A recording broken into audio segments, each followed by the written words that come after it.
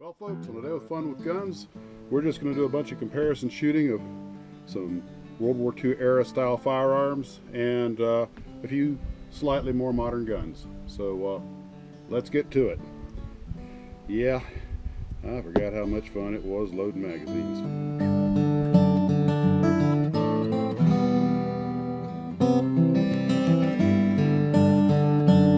Start off with this little jewel. These block shoots a 9mm by 18, slightly shorter than standard 9mm Luger.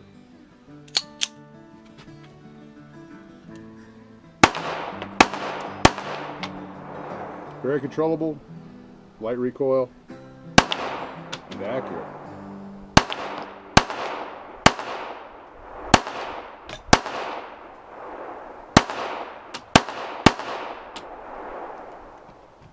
No complaints. Now, again from the East Block, this is our Tokarev, shooting 7.62mm bottleneck pistol cartridge.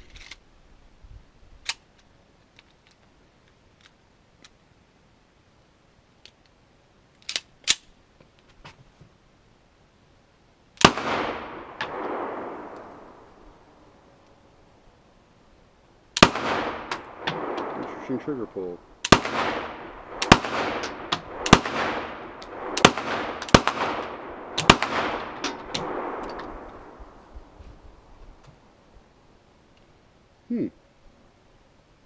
It's hitting the target.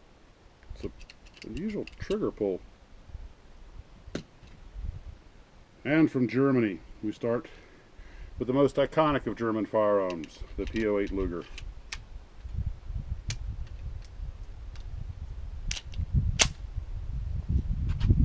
Halt! Polizei! Very nice.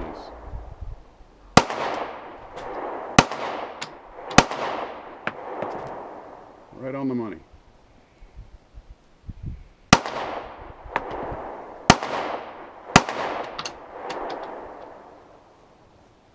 Very nice. And of course its follow-on, the Walther P38. This is actually a P1 post-war model.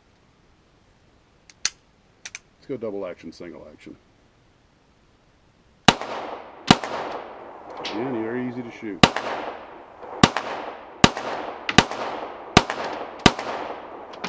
Right on the target.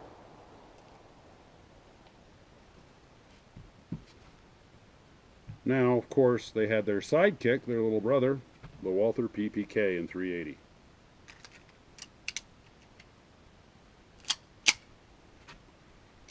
Again, we'll start with the double action pull.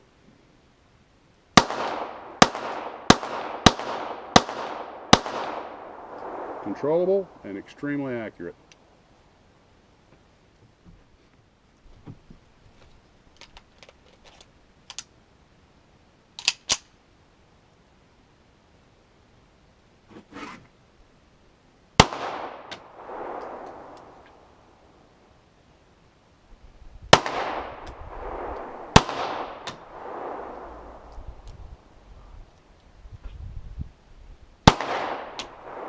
Gotta let that trigger go all the way out to reset.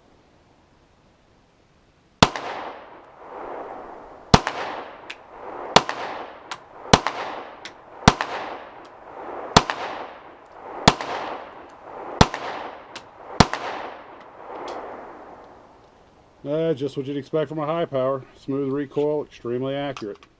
Now the German follow-on eventually, of course, was the P7, a squeeze cocker. He said squeeze cocker. Hey, this is fun with guns, alright?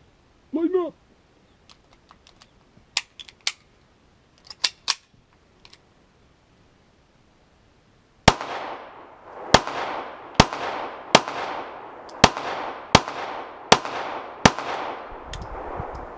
Squeeze cocker takes some getting used to, but extremely accurate pistol.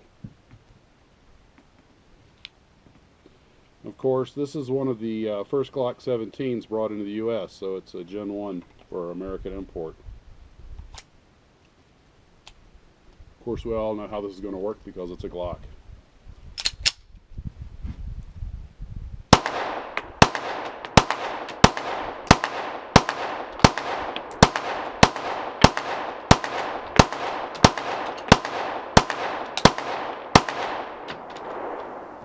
Flawless, accurate, and of course, all the brass drops in one nice little pile.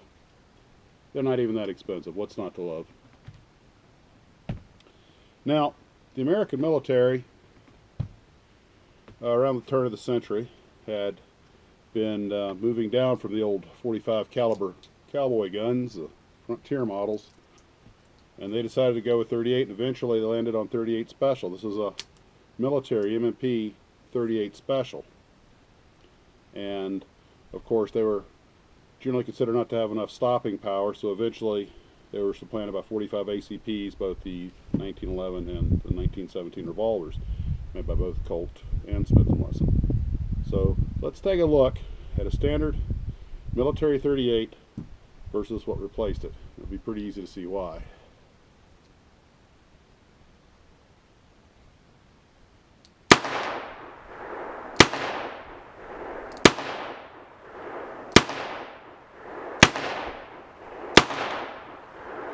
Can't complain about the accuracy, that's for sure. And now it's Big Brother. Smith & Wesson 1917.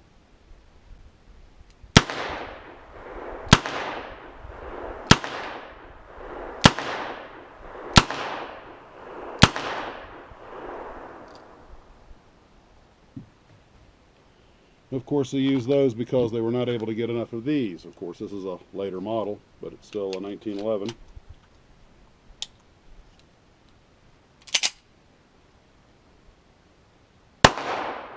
This has softer recoil than the revolver, shooting the exact same ammunition.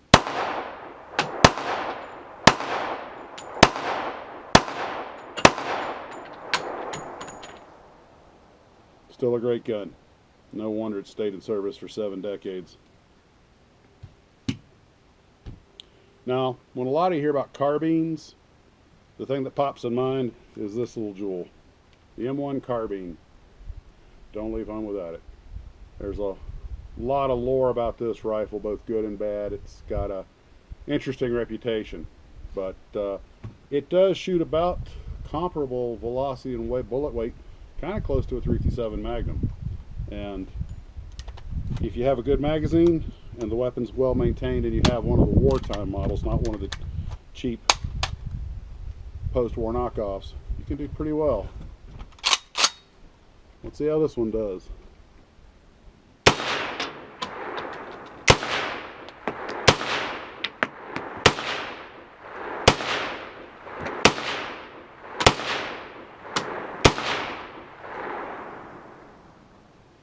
Doing great.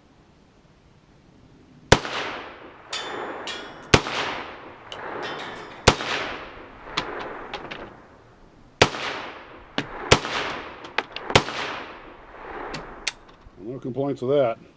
Now, of course, the modern military has gone to something like this. Now, this is Taurus, not a Beretta, but it's a comparable gun. Give you some comparison to the other 9mm.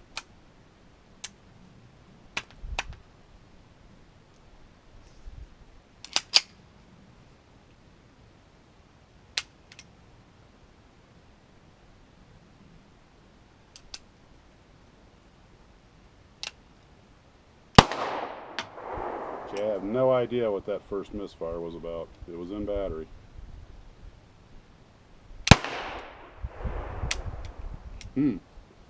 Well, I'm using some pretty crappy ammo, I think.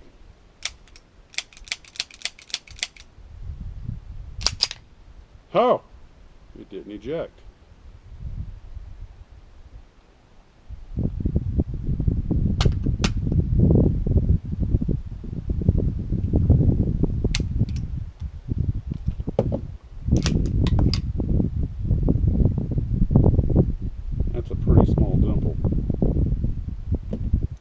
This might be submachine gun ammo, hard primered.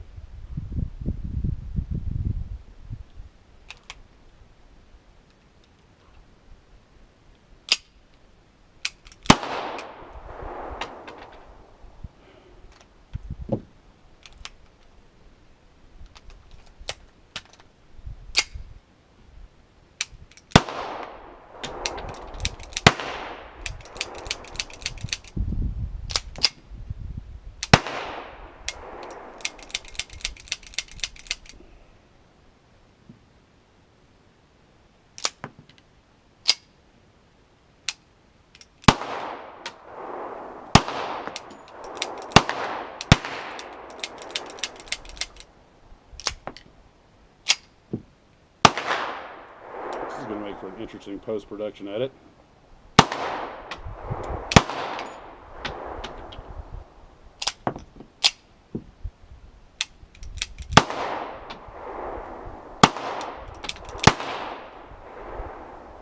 Two jams in one magazine.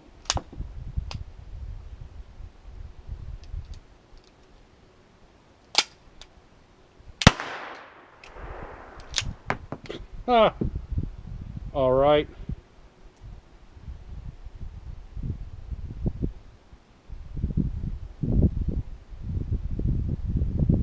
Let's try some better 9mm ammo. Make sure that we're giving the gun a fair shake, because that stuff was pretty weak.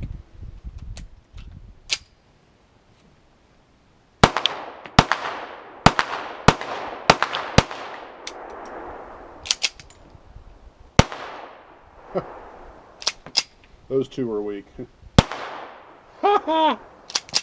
Somebody's trying to save on powder.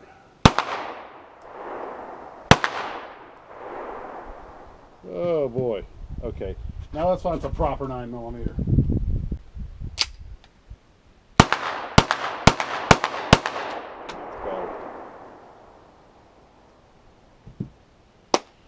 All right. Now we'll reload and do a few more drills.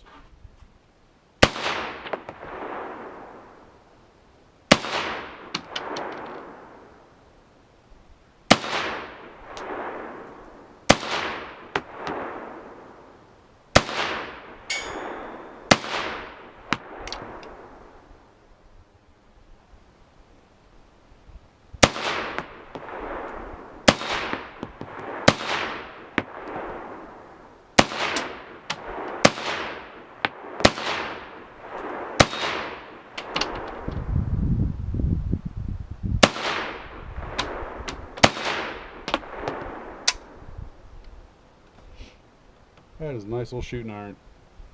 Truly is.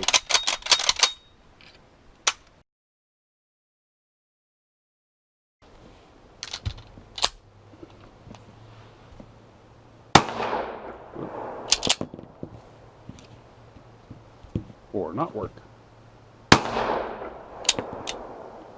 Okay. That's mildly discomforting.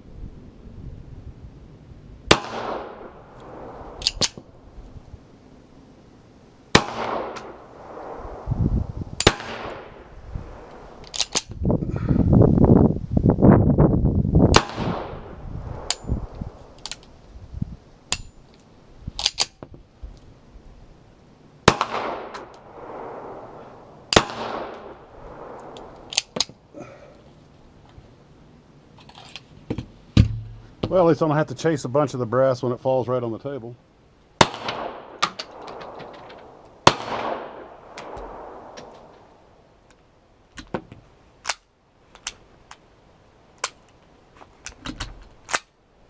Pretty sure this is the magazine.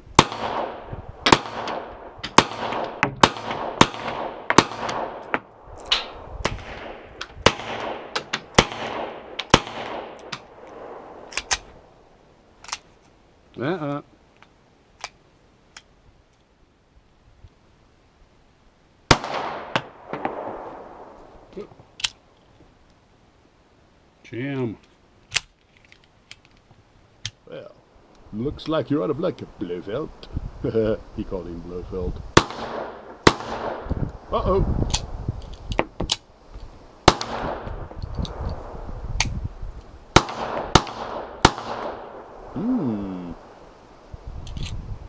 And they made Bond get rid of his Beretta because it jammed.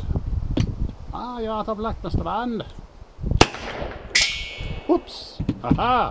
Not yet.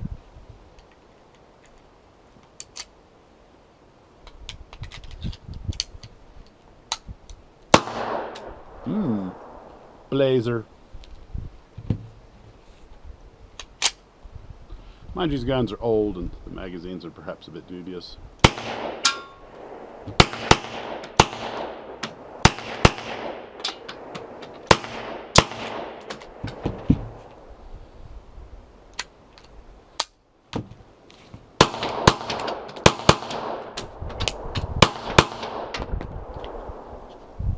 Well, huh, All three of them jammed. And all three of them are German made. Was ist los? Now with proper modern ammo.